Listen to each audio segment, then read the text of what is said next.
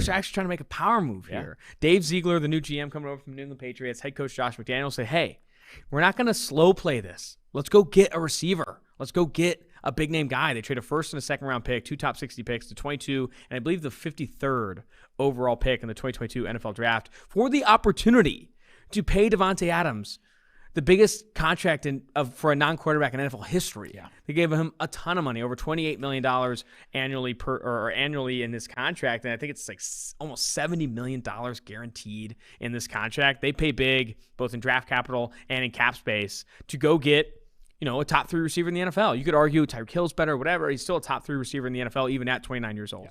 And realistically, it's more of a 3-year deal. But I think what this means, that extension's coming for Derek Carr. McDaniels took that job because he likes Derek Carr and he likes the way he can run his offense. And you don't make this move if that's not your plan. You don't make that splash play. A splash play for 3 years. Again, it's basically a 3-year deal. Because if you were to move on from Derek Carr after this year, we've talked about this a lot. This is the last year of his deal. You've said wait and see. I've said extend him now by a kind of, I don't want to say the bottom of the market, but you're going to put a lot of pieces around him. He's going to look good in this offense. The price is going to go up. So I say extend him now. Because if you get rid of Derek Carr, go rookie next year, you're just then burning Davante Adams those last 2 years of his deal with a guy who's early on his developmental curve. That's not going to come in and compete in the AFC West with all that's going on in the AFC West right now. I don't care who you draft. They ain't getting to that level to compete in the AFC West in years 1 or year 2. So basically it means Derek Carr and Davante better work out because they're kind of pushing their chips and putting their chips in those eggs in that basket. The eggs are in They're that pushing basket. some eggs and some chips in a basket for sure. I'm gonna push back on this idea that they have to extend Derek Carr, and they probably will, and I think they're going to. Whatever. Why not let him play out unless he's like threatening to sit out this season without a new contract? Right. This is the last year of his deal, and he's not. I don't even think he's like a top 10 paid quarterback in the NFL. I think he's like top 15. If he's threatening to sit out the season without a new deal, then you obviously do it, right? Your chips are in. But if he's not, why not see if this works? Like, why not see if Davante Adams and Derek Carr works?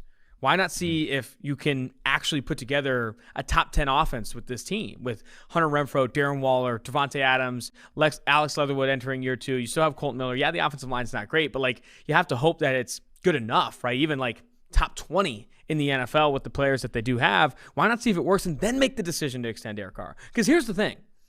Davante Adams is someone worth putting the chips into. I mean, you made him the highest paid receiver in the NFL because you know that. You know for a fact what Davante Adams is. For Derek Carr, a lot of what you could say is you know what he is too, and it's not a top 6 quarterback in the NFL. It's not a top 8 quarterback in the NFL consistently. But if this works, and you see this 2016 version of Derek Carr, what we saw when they had the number 1 offensive line in the NFL, Donald Penn, Kelechi Osemele, Gabe Jackson, Rodney Hudson, Michael Crabtree, Amari Cooper, when they had like a legit supporting cast, Derek Carr was borderline MVP candidate before he gets hurt on Christmas Eve, breaks his leg. If this works and you see an offense that's top 8 caliber in the NFL, top 6 caliber in the NFL, then dump the check, right? And show that you can win with Derek Carr and pay him more money. But I don't think you necessarily need to put all of this cash, all of these chips in the same basket. Because if this doesn't work and it isn't that great, then you're just putting yourself in a really bad position. I really do think that. The thing is, like, I don't think you have that option though. Like he's been good enough though. Like he's been good. Like even as bad is still top 15 quarterback in the NFL. So like, what do you can go split hairs and try to find that guy, but then you have the 10 years prior to Derek Carr getting there and what that looked like, which was also an abomination. So I think you give yourself a floor with Derek Carr, and yeah, maybe that floor is not competing in the AFC West, but they're going to do it. He was the 3rd highest graded quarterback in the NFL last year before Henry Ruggs had his accident, got cut. Like when he had weapons, he was good. So I do think that's what I would do at this point. We've talked a lot about the Raiders side and what this means. They're still 4th in odds to win the AFC West at plus 700 behind the Chiefs, Broncos, and Chargers in that order.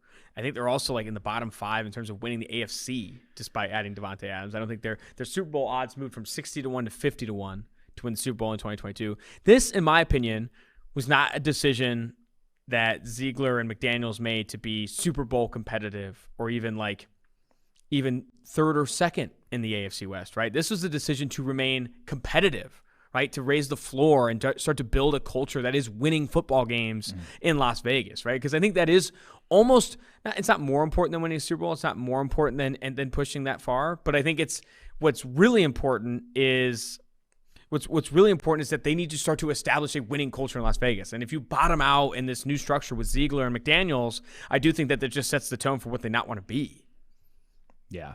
So how does then letting Derek Carr walk fit in? No, with that? I agree. No, and I think that's why they ultimately do pay Derek Carr. I think that's why they ultimately do dump it, and the chips are in. It's Davante Adams and Derek Carr working, or it's not. And that's what the Ziegler and McDaniels era will be. It's will the bet they've made on Davante Adams and the soon to be bet made on Derek Carr work. Yeah. And but then again, but it comes back to he wouldn't take that job if he didn't believe in Derek Carr. Wholesale. It's not like Kwesi with the Vikings and that situation where, to me, that was vastly different because of the division you're in and whatnot. You would not take this job in Las Vegas with where that roster is unless you believed in Derek Carr. I think that's fair.